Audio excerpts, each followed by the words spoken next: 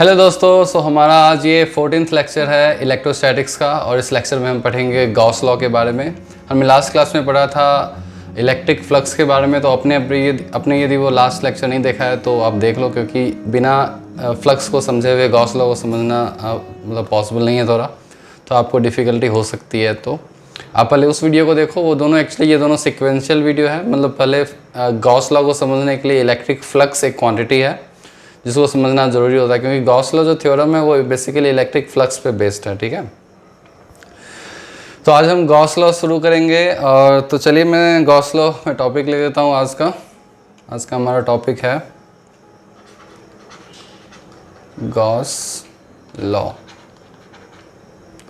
ठीक है, ये इलेक्ट्रोस्टैटिक्स का इम्पोर्टेंट लॉ है और मैं बता देता हूँ कि ये लॉ क्यों हम पढ़ रहे हैं, इसका क्या इम्पोर्टेंस है। पहले देखो, अभी तक हमने क्या क्या किया। अभी तक हमने इलेक्ट्रोस्टैटिक्स चैप्टर में क्या क्या चीज़ें पढ़ी। अभी तक हमने स्टार्टिंग का लेक्चर में हमने पढ़ा चार्ज के बारे में, प्रॉपर्टी ऑफ चार्ज के बारे में। फिर उसके बाद के लेक्चर में हमने पढ़ा कि अच्छा, चार्ज की प्रॉपर्टी तो हमने जान लिया, तो फोर्स कितना लगता है दोनों चार्ज के बीच। तो हमने कूलम्ब्स लॉ पढ़ा, हमने देखा कि दोनों चार्ज या फिर किसी भी चार्ज के बीच कितनी फोर्स लगती है, तो ये हमने देखा। फिर उसके बाद हमारा जो मेन टॉपिक था इलेक्ट्रिक फील्ड। तो अभी तक जो भी मैक्सिमम लेक्चर्स जो अभी हुए हैं इलेक्ट्रोस्टैटिक्स में, वो सब में हमने क्या किया, हमने सब में इलेक्ट्रिक फील्ड कैलकुलेट किया। हमने सीखा कि कैसे इलेक्ट्रिक फील्ड कैलकुलेट करते हैं। सबसे पहले हमने electric field due to point charge सीखा, फिर उसके बाद electric field due to system of charge सीखा, फिर हमने electric field due to charge configuration. For example uniform charge यदि कोई कन्फिगर्ड कोई सिस्टम है या फिर मतलब कंटिन्यूस चार्ज डिस्ट्रीब्यूशन है, तो उसके द्वारा किसी पॉइंट पे हमने सीखा यूजिंग मेथड ऑफ इंटीग्रेशन की इलेक्ट्रिक फील्ड कैसे कैलकुलेट करते हैं। ठीक है, अब देखो इस गॉस लॉ में भी हम सीखेंगे इलेक्ट्रिक फील्ड कैलकुलेट करना ही, मगर यहाँ एडवांटेज है गॉस लॉ का। गॉस लॉ हमें इंटीग्रेशन से बचाता है। हमने अभी देखा हो काफ़ी कॉम्प्लेक्स इंटीग्रेशन हमने किया था इलेक्ट्रिक फील्ड कैलकुलेशन। मतलब electric field due to ring, due to linear rod, और मतलब on the axis of a ring, on axis of a charge. तो ये सब ने हम देखा, सब में हमने इंटीग्रेशन मेथड यूज़ किया था। अब ये जो गॉस लॉ है ये हमें सिखाता है इलेक्ट्रिक फील्ड कैलकुलेट करना बिना इंटीग्रेशन के। मतलब सिंपल तरीके से हम इलेक्ट्रिक फील्ड कैलकुलेट कर सकते हैं। तो ऑब्वियसली ऐसा नहीं है कि आप बिना इंटीग्रेशन के हर एक चार्ज सिस्टम की इलेक्ट्रिक फील्ड आप कैलकुलेट कर सको। इसका कुछ डिसएडवांटेज है। डिसएडवांटेज है कि जब चीज़ें सिमेट्रिक रहेगी तभी आप गॉस लॉ अप्लाई कर सकते हो। फॉर एग्जाम्पल इनफाइनाइट शीट है, चार्ज शीट है, या फिर इनफाइनाइट लॉन्ग रॉड है, तो उन सब केसेस में आप गॉस लॉ लगा सकते हो, क्योंकि वो सिमेट्रिक डायग्राम है। तो मैं थोड़ा और बताऊंगा ये सिमेट्रिक क्या होता है। ठीक है, तो चलिए गॉस लॉ स्टार्ट करते हैं हमारा टॉपिक आज का। तो एग्जैक्टली गॉस लॉ क्या है, तो गॉस लॉ का मैं स्टेटमेंट लिख देता हूँ। ये स्टेटमेंट है गॉस लॉ का। The cyclic integration of E dot A is giving you the total charge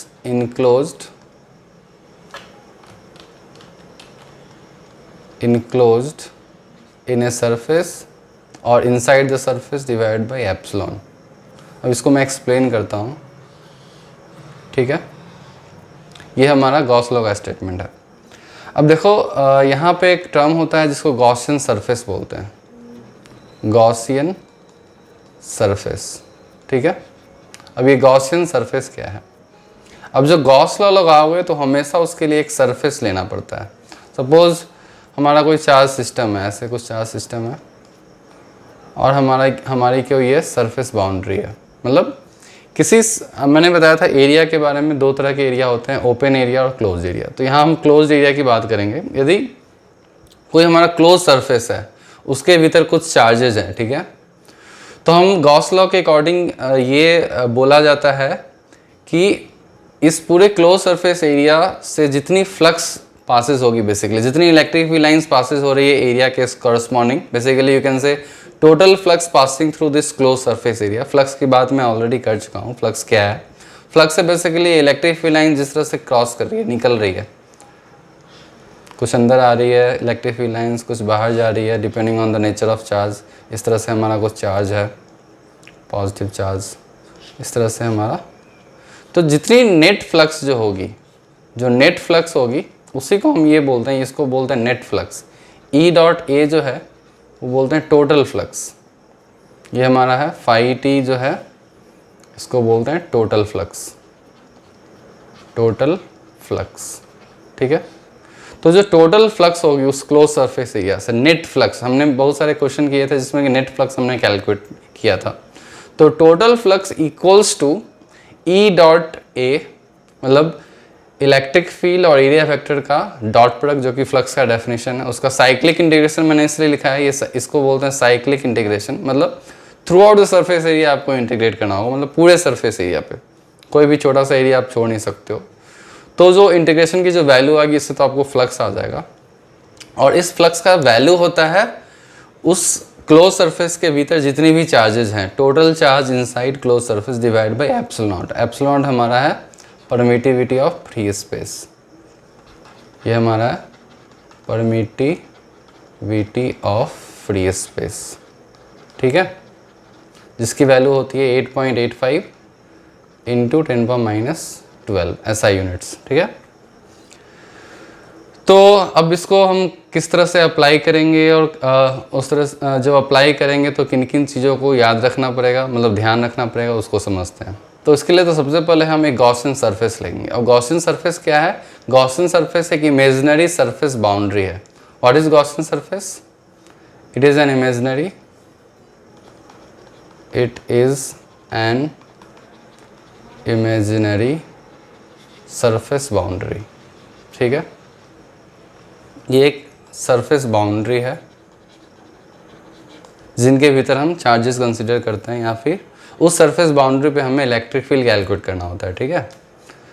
अब इसकी कुछ प्रॉपर्टीज़ है। तो गॉसियन सरफेस कैसा होना चाहिए? जब हम सरफेस बाउंड्री लें तो किस तरह का मतलब उसका क्या क्या क्राइटेरिया होना चाहिए, अभी आपको धीरे धीरे और क्लियरिटी आएगी जब हम इसको अप्लाई करेंगे। बेसिकली अभी ये सारा थ्योरेटिकल है, तो थ्योरेटिकल चीज़ें थोड़ी कम समझ में आती है जब हम प्रॉब्लम्स करते हैं उस थ्योरी पे बेस, तो फिर तब हमें कॉन्सेप्ट अच्छे से समझ में आता है। ऐसा नहीं है कि आप कॉन्सेप्ट पढ़ के, थ्योरी पढ़ के आप उसका कॉन्सेप्ट अच्छे से क्लियर हो जाता है, ऐसा एग्जैक्टली नहीं है। आप उस कॉन्सेप्ट से रिलेटेड जब प्रॉब्लम करते हो, और प्रॉब्लम जब क्लास में समझाया जाता है उस कॉन्सेप्ट से रिलेटेड, या फिर आप घर पे भी प्रॉब्लम्स करते हो बुक्स वगैरह से, तब कॉन्सेप्ट की क्लियरिटी और धीरे धीरे बढ़ती जाती है, ठीक है। तो ठीक है, अब गॉसियन सरफेस जो एक टर्म है जो मैंने यूज़ किया है, गॉसियन सरफेस, उसकी कुछ क्राइटेरिया है। तो सबसे पहले आपको इस तरह से गॉसियन सरफेस लेना है जहाँ पे इलेक्ट्रिक फील्ड सेम हो, ठीक है, इलेक्ट्रिक फील्ड की वैल्यू सेम हो, कांस्टेंट हो एक तरह से। दूसरा क्राइटेरिया है, मैं यहाँ पे कांस्टेंट लिख देता हूँ, और ये रीज़न भी मैं बताऊँगा कि इलेक्ट्रिक फील्ड क्यों कांस्टेंट, हमें उस तरह का सरफेस क्यों लेना चाहिए जहाँ पे इलेक्ट्रिक फील्ड कांस्टेंट हो। सेकेंड क्राइटेरिया है कि इलेक्ट्रिक फील्ड और एरिया वेक्टर, इसकी जो डायरेक्शन हो, तो मैं डायरेक्शन ले देता हूँ, direction of electric field and area should be either normal और पैरेलल, या तो 90 डिग्री दोनों हो आपस में, या फिर पैरेलल हो, ठीक है। और एक और क्राइटेरिया है, आपको सिमेट्रिकल गॉसियन सरफेस लेना है, सिमेट्रिकल गॉसियन सरफेस, ठीक है। अब इस तीनों का मैंने रीज़न बताऊंगा, ये तीनों क्राइटेरिया आपको ध्यान रखना है गॉसियन सरफेस लेते समय। तो सपोज़ मैं एक एग्जांपल ही देता हूँ। सपोज़ मेरे पास एक चार्ज है, यहाँ पे पॉजिटिव चार्ज रखा हुआ है Q, ठीक है। अब मेरे को इस पॉइंट P पे इलेक्ट्रिक फील्ड निकालनी है, तो हम तो यहाँ पे फॉर्मूला लगा देंगे, electric field to point charge KQ by, suppose ये डिस्टेंस R है तो KQ बाई R²। सपोज आपको वो फॉर्मूला नहीं पता, आपको गॉस लॉ से बेसिकली ये फॉर्मूला डिराइव करना है। बेसिकली आपको गॉस लॉ की मदद से इस P पॉइंट पे इलेक्ट्रिक फील्ड क्या होगा इसकी वैल्यू आपको निकालनी है, ठीक है। तो हम क्या करेंगे, हम एक गॉसियन सरफेस लेंगे, एक स्फीयर, क्लोज स्फीयर एक लेंगे, जो कि इस पॉजिटिव चार्ज के बिल्कुल सिमेट्रिक होगा। मतलब सिमेट्रिक का मतलब इससे डिस्टेंस हर जगह R है, ठीक है। तो हमारा ये थर्ड क्राइटेरिया फुलफिल हो गया, ये सिमेट्रिक कन्फिग्रेशन। हम यहाँ पे सिलेंडर नहीं ले सकते हैं।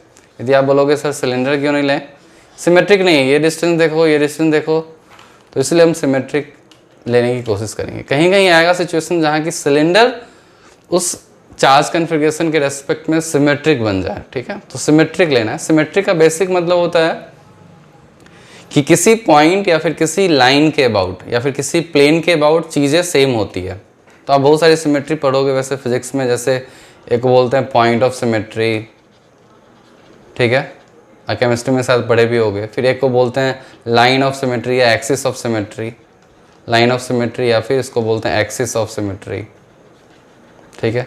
फिर प्लेन ऑफ सिमेट्री, फिर पाथ सिमेट्री। सो मतलब रेसिस्टर प्रॉब्लम्स हम करेंगे करंट इलेक्ट्रिसिटी में, तो ये सब सिमेट्री हम यूज़ करेंगे एक्चुअली कॉम्प्लेक्स रेसिस्टर नेटवर्क्स को सॉल्व करने के लिए, तो हम बाद में देखेंगे। अभी फिलहाल के लिए आप सिमेट्रिक समझ सकते हो कि आपको दिख जाए कि वो सिमेट्रिक है, मतलब उस पॉइंट के अराउंड या फिर उस चार्ज कन्फिग्रेशन के बहुत सारी जगह मतलब सेम होगी, तो ठीक है। थर्ड क्राइटेरिया कभी आपको दिक्कत होगी सेलेक्ट करने में, तो आप चलो सेकेंड देख लो, सेकेंड और फर्स्ट भी यदि फुलफिल हो जाए तो ऑटोमेटिकली थर्ड कभी फुलफिल हो जाता है। तो अब यहाँ पे देखो, अब हर एक पॉइंट पे चूँकि इलेक्ट्रिक फील्ड इस तरह से डिस्टेंस सेम है, तो मतलब ये क्वाइट पॉसिबल है कि इलेक्ट्रिक फील्ड हर एक पॉइंट पे सेम होगी, क्योंकि आप देख लो ये सेम डिस्टेंस है इस तरह से, तो इलेक्ट्रिक फील्ड की वैल्यू यहाँ पे सेम होगी और इस डायरेक्शन में होगी, क्योंकि आप जानते हो electric field should be radially outward, और एरिया वेक्टर भी इसी डायरेक्शन में है। तो यहाँ पे ये भी इलेक्ट्रिक फील्ड और एरिया वेक्टर दोनों पैरेलल में है, और यहाँ पे इलेक्ट्रिक फील्ड कांस्टेंट है। अब यहाँ पे हम अप्लाई करते हैं गॉस लॉ। तो गॉस लॉ क्या है, हम बोलेंगे flux total through this surface is Q by epsilon, ठीक है, टोटल चार्ज बाई एप्सिलॉन। अब फ्लक्स का हमारा है formula integration of E dot, चलो dA मैं लिख देता हूँ, स्मॉल एरिया, एक छोटा सा एरिया मैं लिया यहाँ पे, ठीक है, E डॉट dA। अब यहाँ पे चूँकि इलेक्ट्रिक फील्ड कांस्टेंट है, इसीलिए क्या होता है, इसलिए इलेक्ट्रिक फील्ड यहाँ बाहर आ जाता है, हमें इंटीग्रेशन नहीं करना पड़ता है इलेक्ट्रिक फील्ड का। तो इलेक्ट्रिक फील्ड डॉट dA, मतलब उसको dA cos थीटा लिख सकते हैं, और थीटा की वैल्यू 0 है तो ये 1 हो जाएगा, और equals to Q by epsilon. तो आप देख लो क्या आ गया हमारे पास आ गया E इंटू, अब एरिया की वैल्यू क्या होगी 4 pi R square and equals to Q by epsilon. तो हमारा इलेक्ट्रिक फील्ड की वैल्यू क्या आ गई Q by 4 pi epsilon R square, जिसको कि हम बोलते हैं KQ बाई R स्क्वायर, जो कि हमारे फॉर्मूला से मैच कर रहा है। तो बेसिकली हमने अब गॉस लॉ से सीख लिया एक एप्लीकेशन, इसका पहला एप्लीकेशन हमने सीख लिया ऑलरेडी, मतलब इसको समझने के दौरान ही कि कैसे इलेक्ट्रिक फील्ड किसी पॉइंट चार्ज के द्वारा गॉस लॉ की मदद से कैलकुलेट करते हैं। तो ये था हमारा calculation of electric field, calculation of electric field due to point charge using Gauss law. तो यदि कभी एग्जाम में थियोरेटिकल क्वेश्चन आ जाता है बोर्ड वगैरह एग्जाम में कि आप गॉस लॉ की मदद से आप इलेक्ट्रिक फील्ड कैलकुलेट करके बताओ, तो इस तरह से आप स्टेप्स को फॉलो कर सकते हो, ठीक है। तो ये हमारा गॉस लॉ है, ठीक है, ओके। अब इस गॉस लॉ को हम सीखेंगे basically application of Gauss law. तो इसके हम एप्लीकेशन की चर्चा करेंगे, जिस एप्लीकेशन में हम देखेंगे कि इस गॉस लॉ को हम कैसे डिफरेंट शेप्स वगैरह में और फिर कन्फिग्रेशन में हम अप्लाई करके इलेक्ट्रिक फील्ड निकालते हैं, ठीक है। तो हम नेक्स्ट लेक्चर में देखेंगे वो एप्लीकेशन ऑफ गॉस लॉ, ठीक है। तो चलिए मिलते हैं नेक्स्ट क्लास में। नेक्स्ट क्लास में मैं डायरेक्टली प्रॉब्लम से स्टार्ट करूँगा। ऑब्वियसली आपको अभी बस थ्योरेटिकल थोड़ा सा आइडिया मिला होगा कि गॉस लॉ क्या है। आगे के लेक्चर में अच्छे से समझ में आएगा कि एक्चुअली गॉस लॉ क्या है, ठीक है। तो एप्लीकेशन ऑफ गॉस लॉ में हम अच्छी तरह से डिस्कस करेंगे कि गॉस लॉ कैसे हम यूज़ करेंगे, ठीक है। तो चलिए मिलते हैं नेक्स्ट क्लास में।